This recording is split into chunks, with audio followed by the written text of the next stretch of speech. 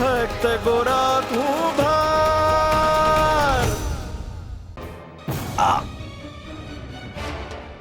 ભગત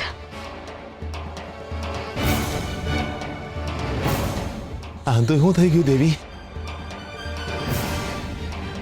કોણ હતા એ? ભગત આ તમને કેટલું બધું લોહી નીકળ્યું છે. અરે હંધુ હાસ્યું લીધું દેવી. હાવ નાનો ઘા છે. આ નાનો ઘા છે ભગત. કેટલું બધું લોહી નીકળી રહ્યું છે. હાલો હું તમને હળદર દાબી દઉં. હાલો અંદર.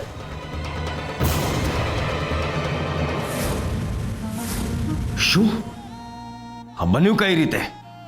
ઈ હાવ સાચું છે બાપા. મેં મારી હગ્ગી નજરે જોયું છે. માન્યામાં જ ના આવે. આ જગડુસા જેવો ખુખાર ડાકુ ઊભી પૂછડીએ ભાગી ગયો. ઈ ગામની બહાર વયો ગયો છે. આ હિરજી બીજા ગામથી આવતો હતો ને તો એણે મને કહ્યું કે આ જગડુસા હરે કૃષ્ણ કરતો જાય છે. વાત કરે છે? હા બાપા, હવે તો હંધુય પૂરું. હાલો આ શું છે? વાટકો. કેમ? બાપા તમારા હંધાય કોઠાર ખાલી થઈ ગયા છે. આ જગડુસા તમને મેલીને વયો ગયો છે. અને આ ગોરા પૂનમની રાતે ગમે તાણે મંદિરમાં પૂગી જાય. આ ગામમાં તમે રહો કે ના રહો કોઈને કાંઈ ફરક નથી પડતો. આ તમારે પેટ ભરવા હાટું માર્ગ બતાવું છું. ભીખ માંગવાનો.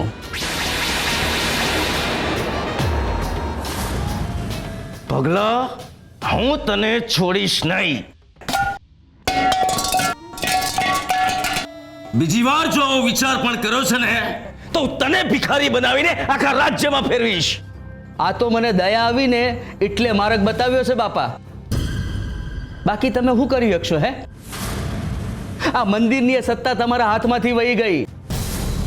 આ પહેલા ગામના લોકો તમારાથી ડરતા હતા. હવે તો આ શેરીના કૂતરાને તમારો ભય નથી રહ્યો.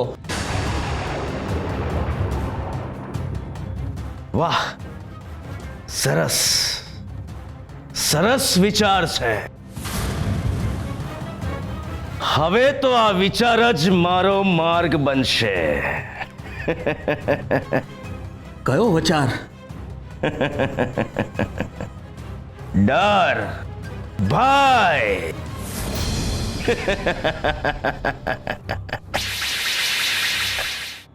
તું જોજે પગલા, પેલા ગોરાને બહુ ઈચ્છા છે ને મંદિરમાં જવાની.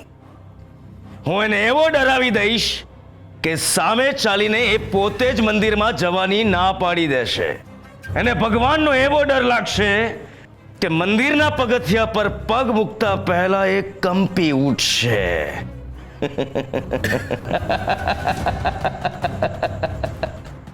હું વાત કરો છો બાપા? આ જગડુસા જેવો ખુખાર ડાકુ જો એને ડરાવી નાખ્યો તો તમે શું ડરાવશો?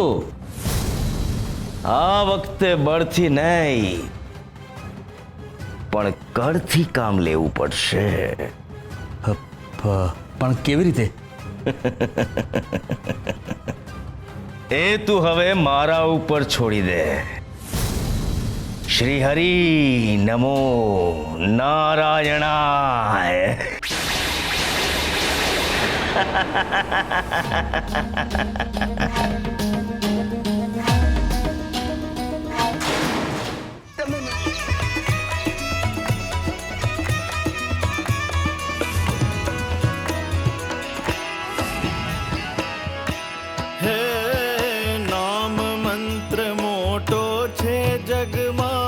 जन्म मरण भूत जाए. नाम मंत्र मोटो छे जग में जन्म मरण भूत जाए. मुक्ति सुंदरी आवे दौड़ी, मुक्ति सुंदरी आवे दौड़ी. आकर्षण एवं थाय हरिना नाम नो रे सौथी मोटो छे आधार.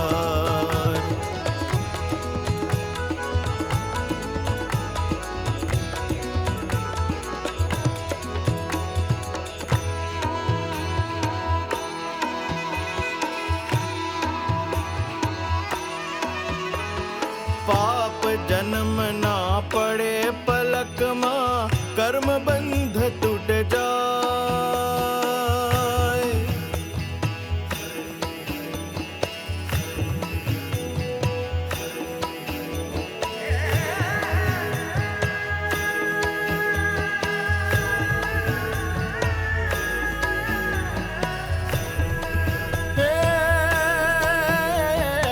शोक मोहना से मुट्ठी दई, शोक मोहना से मुट्ठी दई, सुख वरणु नव जाय हरिना नाम नो रे सौथी मोटो छे आधार। हरिना नाम नो रे सौथी मोटो छे आधार।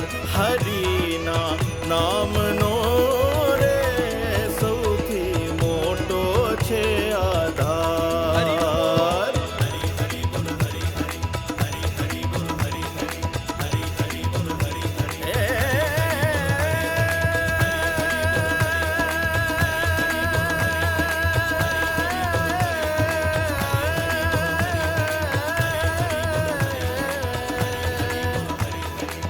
कृष्ण तारण हार मारो, कृष्ण तारण हार, कृष्ण तारण हार मारो, कृष्ण तारण हार।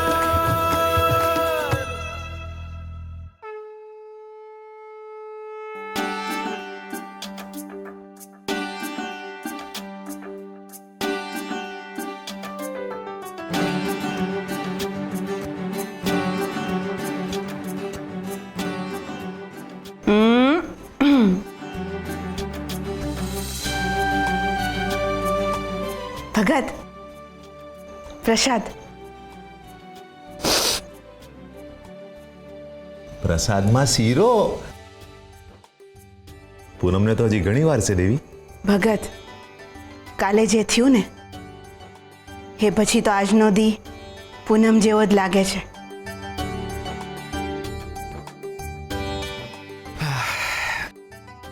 હરે કૃષ્ણ.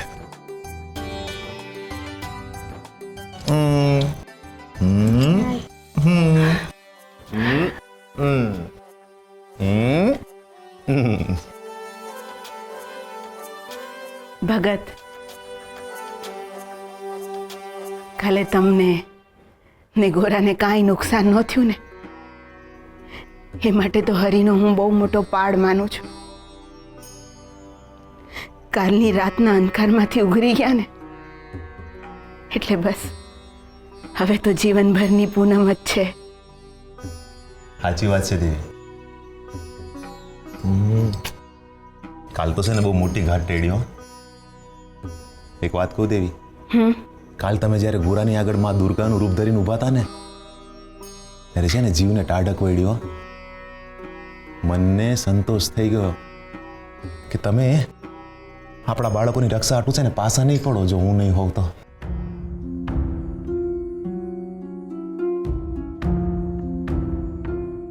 આ હું બોલો છો? આવું મનમાં ન લાવતા. તમે તો આધાર છો આ ઘરનો, અમારા જીવનનો. તમારા વિનાનું જીવન હું કલ્પી ન શકતી ભગત.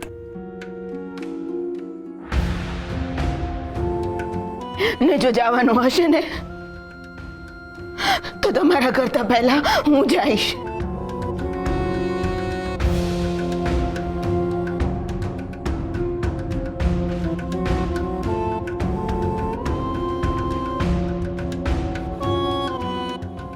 હવે તમે હું બોલ્યા? હું તો ખાલી રમૂજ કરતો હતો. તોય ભગત, તમે રમૂજ કરો ને તો પણ મન ભારે થઈ જાય છે. તમે મને વચન દો, આવું ક્યારેય નહીં બોલો. વચન દો.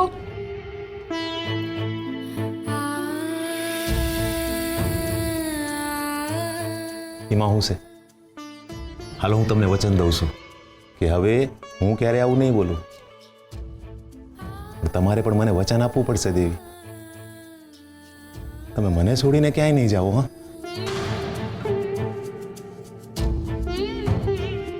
આપણે બને જ્યાં લગ્ન ગઈઢા નહીં થઈ ને ત્યાં લગ્ન ભેળા રહીશું. ડોહો ને ડોહી બે હળવેકથી આમ ગોલ ગોલ ચાકડો ફેરવશું.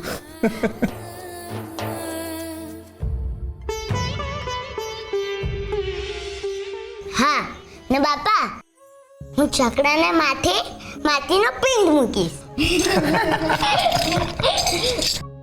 હા બેટા, અને હરી છે ને આપણા હંધાઈને છે ને ભેળા રાખશે. પણ ભગત, હરિની મરજીને કોણ જાણી શકે? હું જાણું છું ને હરીની મરજી.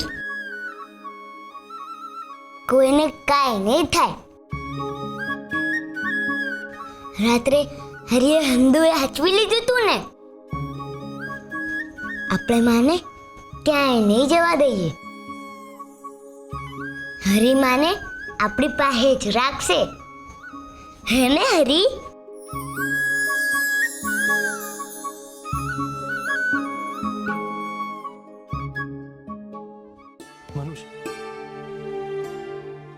વાહ નાથ વાહ, તમારી લીલા અપરંપાર છે. આજે તમે વિધિના લેખમાં પણ મેઘ મારી. તમે કહેતા હતા કે લખાયેલા મૃત્યુને ટાળી નથી શકાતું, પણ આજે તમે તમારા જ વચનને મિથ્યા સાબિત કરી દીધું. આજે તમે તમારા ભક્તને એની માના છાંયડામાંથી વંચિત થતા બચાવ્યો. નાથ, તમે તમારા ભક્તિની લાજ રાખી લીધી.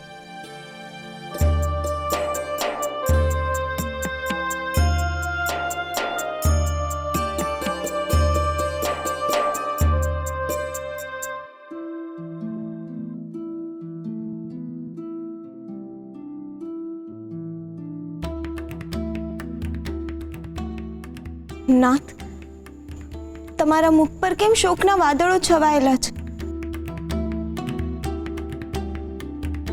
પરિસ્થિતિ અનુકૂળ થવા જઈ રહી છે, બધું સારું થવાનું છે, ત્યારે તમે કેમ દુવિધામાં છો નાથ?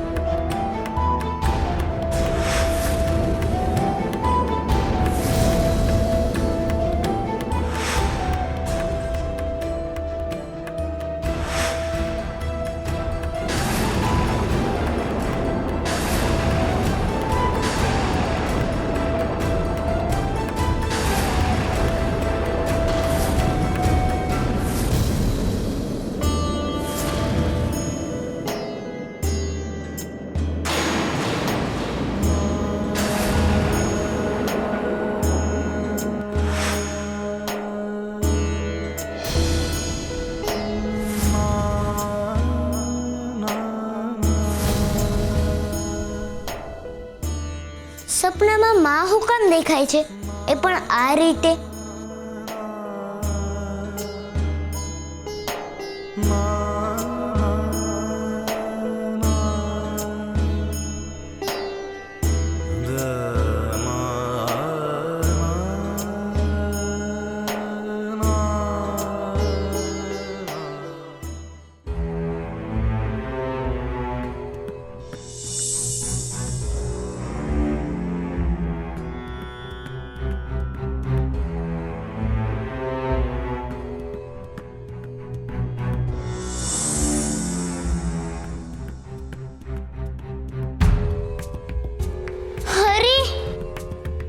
ક્યાં છો તમે?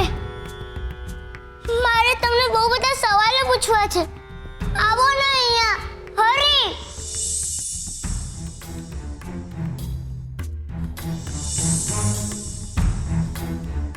જાણું છું મારા ભાઈબંધ, તારી વેદના પણ અને તારા સવાલો પણ. આભાર ભાઈબંધ. શેના માટે? તમે મારી માને બચાવી ને એ હતું. તમે મારા હાવ સાચા ભાઈબંધ છો. આમાં મેં કાંઈ નથી કર્યું ભાઈબંધ. તો કોણે કર્યું છે? વિધિમાં જે લખ્યું હોય છે એ પ્રમાણે જ થાય છે. નસીબથી વધારે અને સમયથી પહેલા કોઈને કશું નથી મળતું, મૃત્યુ પણ નહીં. હું કઈ સમજો નહીં.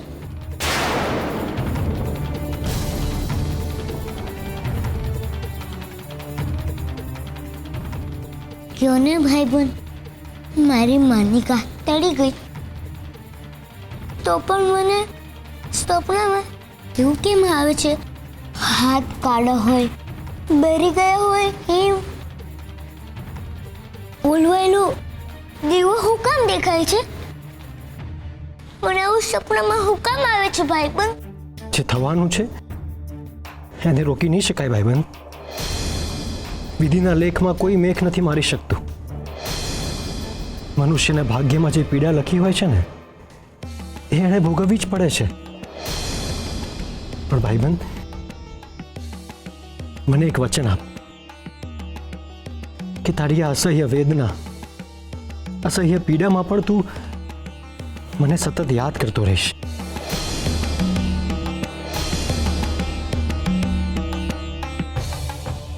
તું મને ભૂલી તો નહીં જાય ને ભાઈબંધ? તારી આ અસહ્ય વેદના પાછળ આપણો સંબંધ ધમકાઈ નહીં જાય ને?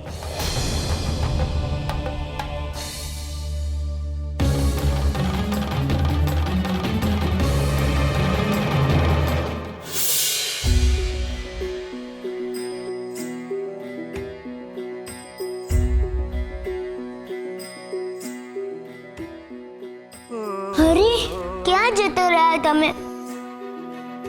મને આવા સપના હું કામ આવે છે? સત્યનો સ્વીકાર. સત્ય જે હંમેશા કડવું જ હોય છે, જેનો સ્વીકાર મોટે ભાગે અશક્ય હોય છે. પોતાના વિચાર અને પોતાની ઈચ્છાથી વિરુદ્ધ સત્ય પણ ઘણીવાર આંખની સામે આવે છે. સંસારમાં ઘણા મનુષ્ય હોય છે જે સત્યના માર્ગે જ ચાલે છે. સત્ય જ એમના જીવનનું સાચું સુખ હોય છે. પરંતુ આવા મનુષ્યના જીવનમાં પણ ઘણીવાર એવી કપરી સ્થિતિ આવે છે, એવો સમય આવે છે જ્યારે આવા મનુષ્ય સત્યને જોઈ શકે છે, જાણી શકે છે, સમજી પણ શકે છે, પરંતુ એનો સ્વીકાર નથી કરી શકતા. સંપૂર્ણ રીતે જ્ઞાન હોવા છતાં પણ એમનો મોહ એમના સત્યને વિરોધ કરવા માટે પ્રેરે છે. પરંતુ આ જ સમય હોય છે સાચી વિદ્વતાના દર્શન કરવાનો. સત્ય તો સત્ય જ હોય છે, પછી એ પોતાને માટે હોય કે બીજાને માટે, દૂરનું હોય કે નજીકનું હોય. સત્યનો સ્વીકાર એ ધર્મનો સ્વીકાર છે. સત્ય એ જ સર્વોપરી છે. યાદ રાખજો, સત્ય એક ક્ષણ માટે જેટલું પીડાદાયક હોય છે એટલું જ આગળ જતા સુખદાયક બની રહે છે.